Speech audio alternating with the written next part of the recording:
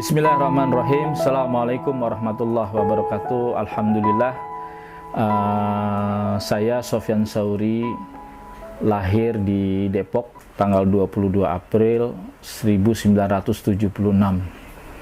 Saya sebelum masuk polisi di Angkatan Lido 18, yaitu di tahun 1997 sampai 1998, saya pernah aktif ya dalam kehidupan keagamaan saya. Saya pernah ikut di Rohis, di sekolah di Bilangan Jalan Budi Utomo nomor 7 di Jakarta Pusat. Di sana saya tertarik awalnya melihat ada beberapa majalah ya seperti Sabili, Intilak, lalu majalah Islah. Di sana majalah-majalah tersebut menginspirasi saya ya, memotivasi saya untuk kemudian berhenti tawuran. Karena dulu saya sekolah di sana, sekolah namanya sekolah Budut, saya ini hobi tawuran. Ya, sampai kemudian saya bertobat, sadar, hijrah ceritanya. Dan karena baca-baca buku tersebut yang menginspirasi saya, yang kemudian kenapa tidak keberanian saya, kenekatan saya, kenapa nggak dipergunakan buat Islam, izul Islam wal muslimin gitu. Artinya dengan jihad itu sendiri. Nah, karena saya ini adalah lulus di bangunan, ya, jurusan bangunan.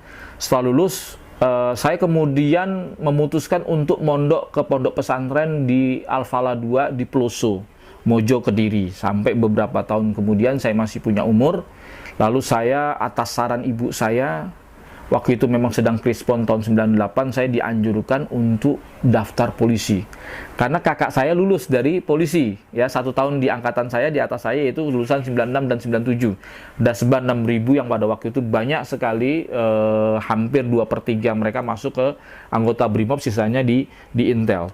Nah, setelah lulus, orang tua saya ini kedua-duanya akhirnya berkeinginan, kenapa Sofyan juga nggak masuk ke polisi saja gitu. Akhirnya saya pun mendaftarkan polisi dan alhamdulillah saya lulus pada tahun 98 di Lido 18. Kemudian tapi saya masih cara-cara keagamaan saya masih terinspirasi dengan harokah-harokah Islaminya.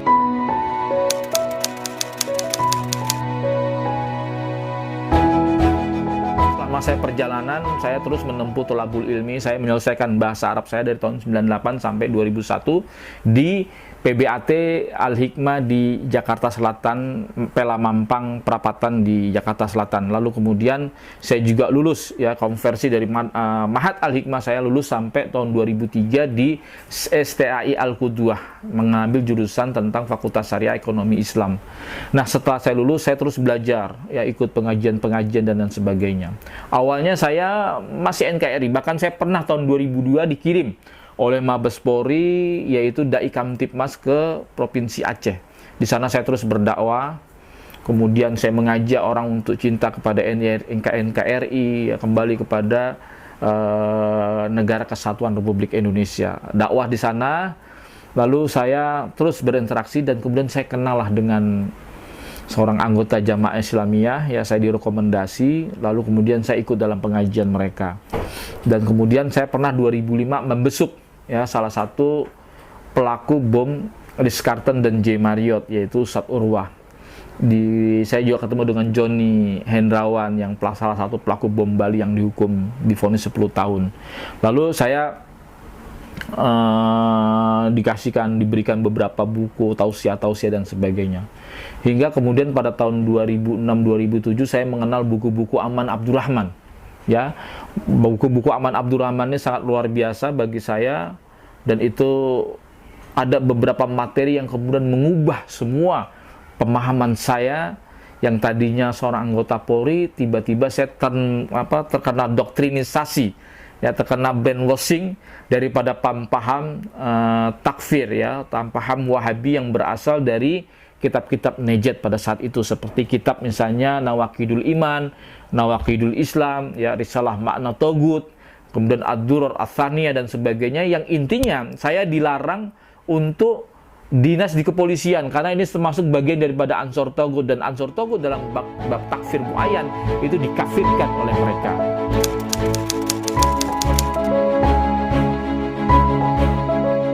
Dari buku-buku tersebut yang kami baca, yang kami kaji daripada yang dikaji oleh Aman Abdurrahman. Jadi Aman Abdurrahman ini boleh saya jelaskan adalah kasus 2003 atau 2004, yaitu dikenal dengan bom Cimanggis atau bom Jati Jajar, yang kemudian terungkap dan masih ada kaitannya dengan kelompok-kelompok NII dan lain sebagainya.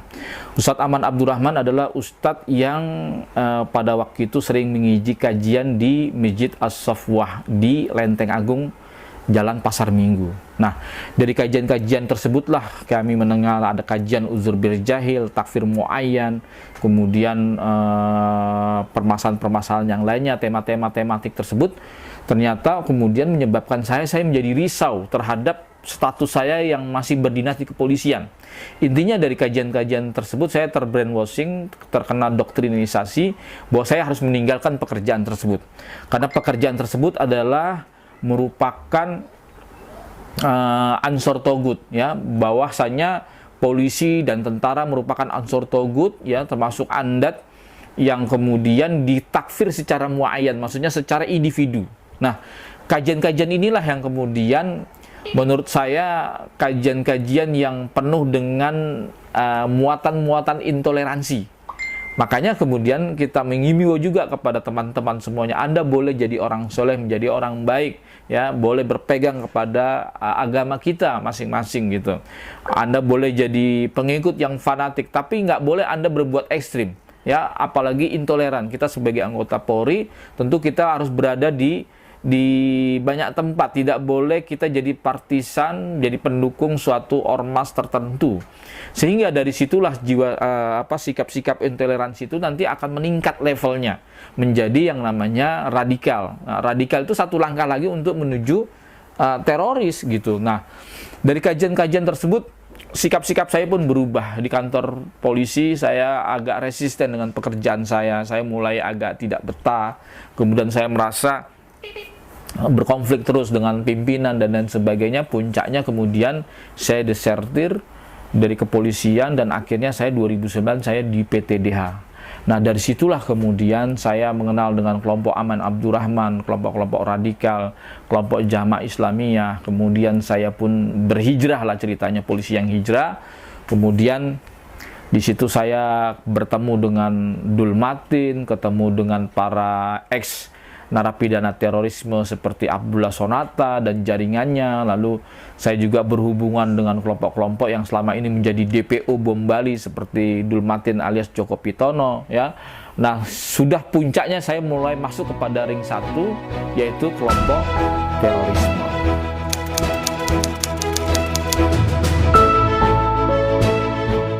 Doktrin-doktrin ini memang menggugah daripada perasaan saya, ya, menggugah daripada rasa ghirah saya sebagai seorang muslim pada saat itu. Ya, jadi dikatakan di situ bahwa pekerjaan saya ini syubhat. Pekerjaan saya ini menyebabkan saya jatuh pada kekafiran. Karena dianggap polisi ini melanggengkan daripada hukum-hukum selain daripada apa yang Allah turunkan, dan mereka mengutip beberapa ayat, misalnya faman lam yahkum bima anzalallahu faulaika humul kafirun, barang siapa yang tidak berhukum dengan apa yang Allah turunkan maka dia orang-orang kafir. Nah, saya ini takut juga jatuh kafir. Bahkan ada buku-buku yang mengatakan kalau Anda tidak berjihad menumbangkan negara ini yang negara Pancasila, maka status keislaman kita ini akan terganggu. Mereka selalu mengatakan tidak sah la ilaha illallah, tiada Tuhan selain Allah yang berhak disembah, kecuali harus kufur kepada togut, ya, baru beriman kepada Allah. Ini makna la ilaha illallah itu menafikan dulu Tuhan-Tuhan palsu, baru illallah itu menisbatkan atau musbit, isbat kepada Allah Subhanahu wa Ta'ala yang berhak disembah. Nah, maka dia mengutip lagi ayat-ayat Quran yang mengatakan wa yakfur bitogut wa yu'min billahi faqad istamsaka bil uratil wusqa, ya kan, kufur kepada togut lalu beriman kepada Allah. Inilah makna la ilaha illallah. Maka kata dia faqad istamsaka bil uratil wusqa. Dengan begitu berarti kita telah memegang buhul tali yang kuat. Nah, doktrin-doktrin ini secara masif telah mengubah cara berpikir saya. Kalau begitu saya memang harus kufur kepada togut. Artinya apa?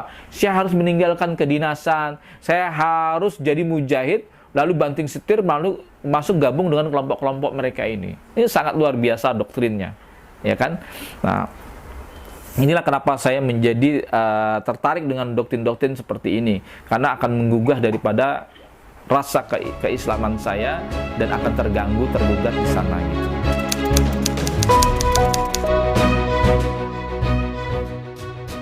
karena saya anggota Polri, saya mengetahui daripada akses untuk mendapatkan senjata dan lain sebagainya. Akhirnya saya berpikir untuk berkontribusi, apa yang bisa saya persembahkan ya di dalam jihad ini, apa yang bisa saya persembahkan untuk mendukung daripada perjuangan ini. Tidak lain ada tidak bukan, saya mulai mengumpulkan peluru-peluru yang mana saya pernah beroperasi di Aceh beberapa kali.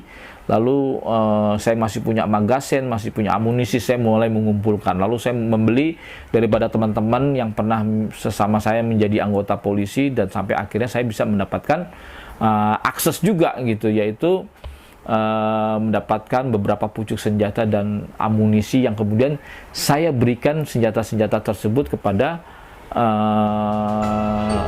jaringan-jaringan teroris pada saat itu.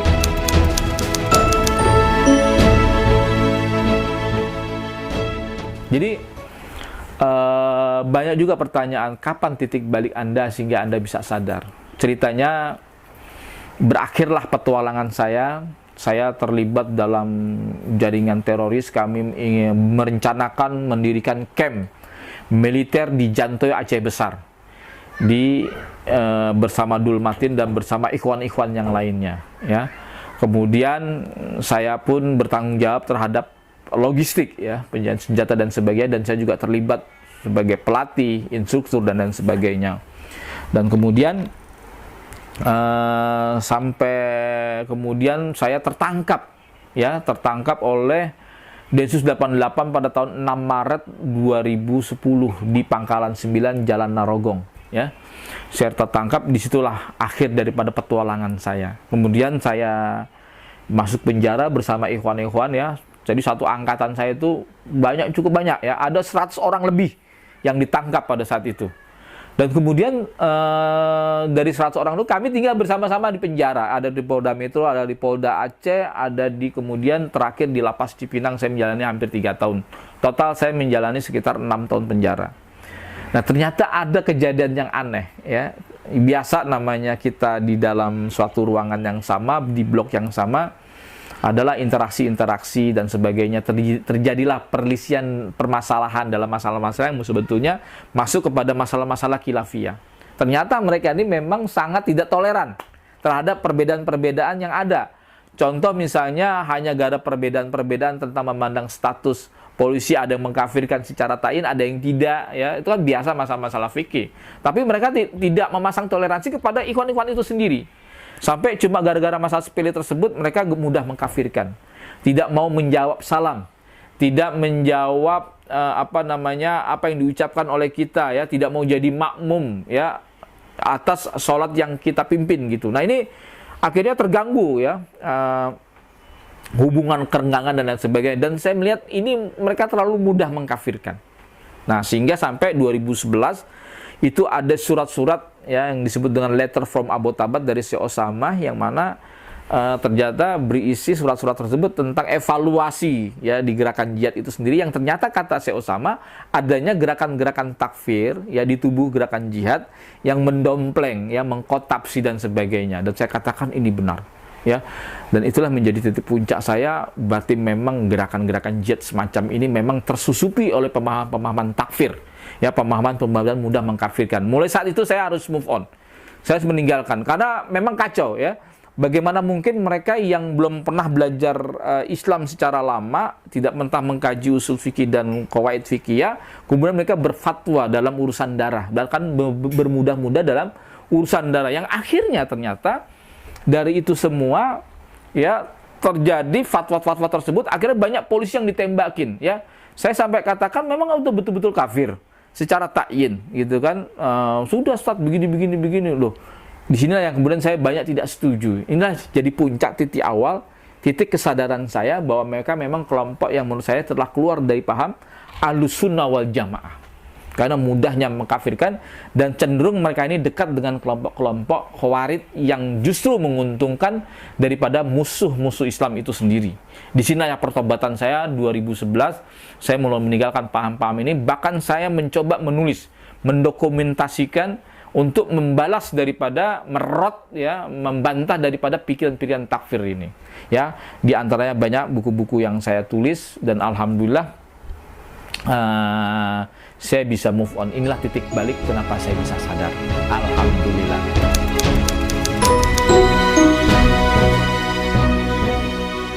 Setelah saya menulis beberapa buku untuk membantah daripada pemikiran-pemikiran takfir ini, tentu saya dimusuhi oleh teman-teman saya. Bahkan kemudian saya dituduh sebagai pengkhianat, dituduh sebagai jasus dan penyusup, dan mulailah awal fitnah ini. Gitu. Tapi saya wallahi ya, saya tidak pernah ya menjadi jasus, ya menjadi intel, ya bahkan selama saya dinas, saya cuma hanya dinas di Bima saja, ya kan, di Sabara gitu, belum pernah dinas di Serse, di Intel dan sebagainya. Maka saya kemudian menolak tuduhan-tuduhan ini. Tapi ini resiko daripada pertobatan saya, ya memang tidak berjalan mulus, tetap akan ada resiko bagi siapa saja yang ingin bertobat.